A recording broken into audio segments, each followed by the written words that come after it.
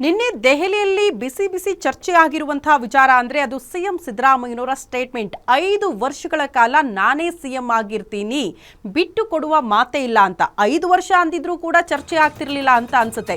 2028ಕ್ಕೂ ಕೂಡ ನನ್ನ ನೇತೃತ್ವದಲ್ಲಿ ಚುನಾವಣೆಗೆ ಹೋಗ್ತೀವಿ ಅಂತ ಸಿದ್ದರಾಮಯ್ಯನವರು ಯಾವಾಗ ಹೇಳ್ಬಿಟ್ರೋ ಆವಾಗಲೇ ನೋಡಿ ದೊಡ್ಡ ಮಟ್ಟದ ಚರ್ಚೆಗಳು ಶುರುವಾಯಿತು. ಸಿದ್ದರಾಮಯ್ಯ ಹೇಳಿಕೆ ಬೆನ್ನಲ್ಲೇ ಒಂದ್ ಕಡೆ ಎಐಸಿಸಿ ಅಧ್ಯಕ್ಷರನ್ನ ಭೇಟಿಯಾದ್ರು ಇಬ್ಬರು ನಾಯಕರು. 1-to-1 ಮೀಟಿಂಗ್ ಆಯಿತು. ಸಿದ್ದರಾಮಯ್ಯನವರು ಪ್ರತ್ಯೇಕವಾಗಿ ಭೇಟಿಯಾದ್ರು, ಡಿಕೆ ಶಿವಕುಮಾರ್ ಪ್ರತ್ಯೇಕವಾಗಿ ಭೇಟಿಯಾದ್ರು.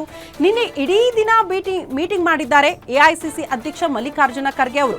ಕಾರಣ ನಿನ್ನೆ ಸಿಎಂ ಸಿದ್ದರಾಮಯ್ಯನವರು ಮಾತ್ರ ಅಲ್ಲ, ಅವರ ಆಪ್ತರು ಕೂಡ ದೆಹಲಿಯಲ್ಲಿ ಬೀಡು ಬಿಟ್ಟಿದ್ರು. ಯಾರಪ್ಪ ಅಂದ್ರೆ ಸತೀಶ್ ಜಾರಕಿಹೊಳಿ, ಎಚ್.ಸಿ. ಮಹದೇವಪ್ಪ, ಜಮೀರ್ ಅಹಮದ್ ಖಾನ್ ಇದ್ದಕ್ಕಿದ್ದಂತೆ ಪ್ರತ್ಯಕ್ಷ ಆಗೋದ್ರು ನಿನ್ನೆ ದೆಹಲಿಯಲ್ಲಿ.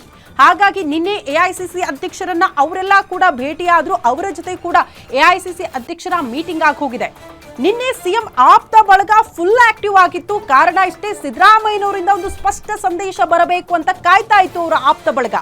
ನಿನ್ನೆ ಯಾವಾಗ ಸಿಎಂ ಸಿದ್ದರಾಮಯ್ಯನವರು ದೆಹಲಿಯಲ್ಲಿ ಇದ್ಕೊಂಡು ರಾಷ್ಟ್ರೀಯ ಮಾಧ್ಯಮಗಳಿಗೆ ಒಂದು ಹೇಳಿಕೆ ಕೊಟ್ಟರು, ರಾಜ್ಯದಲ್ಲಿದ್ದಾಗ ನಮ್ಮ ಮಾಧ್ಯಮಗಳಿಗೆ ಹೇಳಿಕೆ ಕೊಟ್ಟಾಗ ಅದು ರಾಷ್ಟ್ರ ಮಟ್ಟದಲ್ಲಿ ಸದ್ದಾಗಲ್ಲ ಅನ್ನೋ ಕಾರಣಕ್ಕೆ ದೆಹಲಿಯಲ್ಲೇ ಕೂತ್ಕೊಂಡು ರಾಷ್ಟ್ರೀಯ ಮಾಧ್ಯಮಗಳನ್ನ ಕರೆದು ಮಾತನಾಡ್ತಾರೆ ಸಿದ್ದರಾಮಯ್ಯನವರು. ಅಂದ್ರೆ ಯಾರಿಗೆ ಸ್ಪಷ್ಟ ಸಂದೇಶ?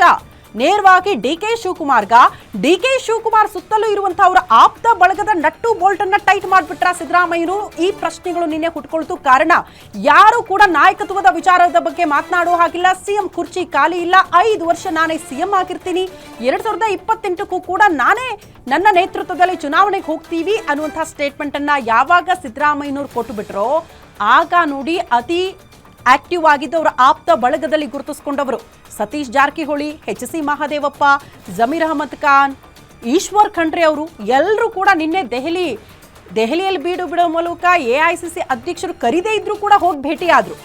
ಯಾಕಪ್ಪ ಅಂದ್ರೆ ಹೈಕಮಾಂಡ್ನ ನಿಲುವೇನು? ಸಿದ್ದರಾಮಯ್ಯನವರೇ ಹಾಗಾದ್ರೆ 5 ವರ್ಷ ಇರೋದು ಪಕ್ಕಾನಾ?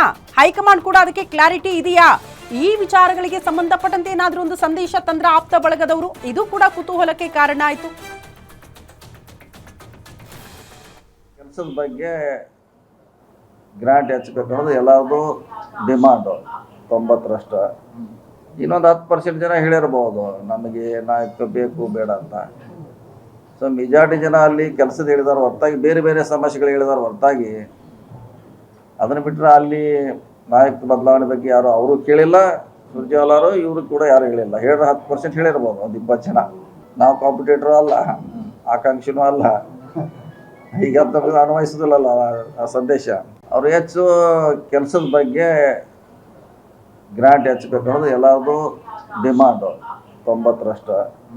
ಇನ್ನೊಂದು 10% ಜನ ಹೇಳಿರ್ಬೋದು ನಮಗೆ ನಾಯಕ ಬೇಕು ಬೇಡ ಅಂತ. ಸೊ ಮೆಜಾರಿಟಿ ಜನ ಅಲ್ಲಿ ಕೆಲಸದ ಹೇಳಿದಾರೆ ಹೊರತಾಗಿ ಬೇರೆ ಬೇರೆ ಸಮಸ್ಯೆಗಳು ಹೇಳಿದಾರೆ ಹೊರತಾಗಿ ಅದನ್ನು ಬಿಟ್ಟರೆ ಅಲ್ಲಿ ನಾಯಕ ಬದಲಾವಣೆ ಬಗ್ಗೆ ಯಾರು ಅವರು ಕೇಳಿಲ್ಲ. ಸುರ್ಜೇವಾಲರು ಇವರು ಕೂಡ ಯಾರು ಹೇಳಿಲ್ಲ. 10% ಹೇಳಿರ್ಬೋದು, ಒಂದು 20 ಜನ. ನಾವು ಕಾಂಪಿಟೇಟರು ಅಲ್ಲ, ಆಕಾಂಕ್ಷಿನೂ ಅಲ್ಲ, ಹೀಗಂತ ಅನ್ವಯಿಸೋದಿಲ್ಲಲ್ಲ ಆ ಸಂದೇಶ.